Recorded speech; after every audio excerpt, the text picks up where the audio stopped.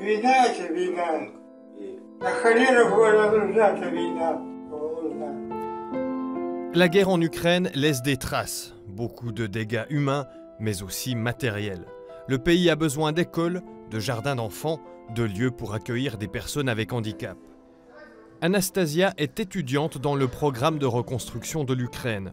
Vu l'urgence dans laquelle se trouve son pays, elle a décidé d'agir.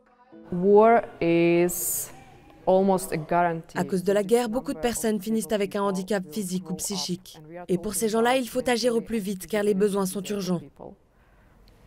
And that's how we understood that this project is something we can make and create a concept.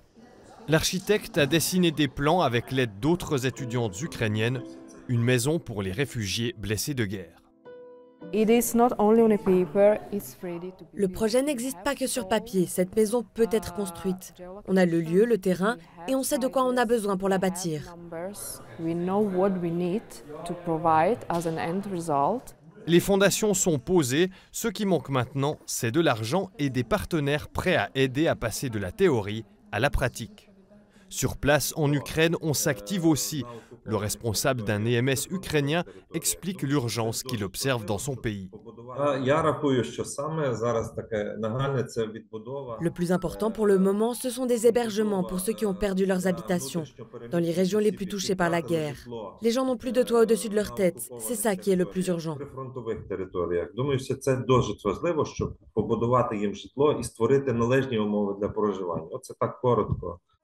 6 projets de reconstruction en Ukraine ont été développés dans le cursus. Thomas Rohner tire un bilan positif du projet. À l'avenir, ce cursus devrait être disponible pour d'autres pays touchés par la guerre. Dès le début, nous nous sommes demandé comment nous nous comportions avec les réfugiés.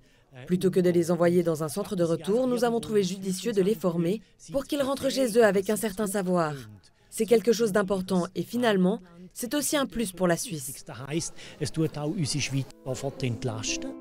Anastasia et son équipe font tout leur possible pour que leur projet voie le jour dans leur pays et pour qu'elle puisse y rentrer un jour.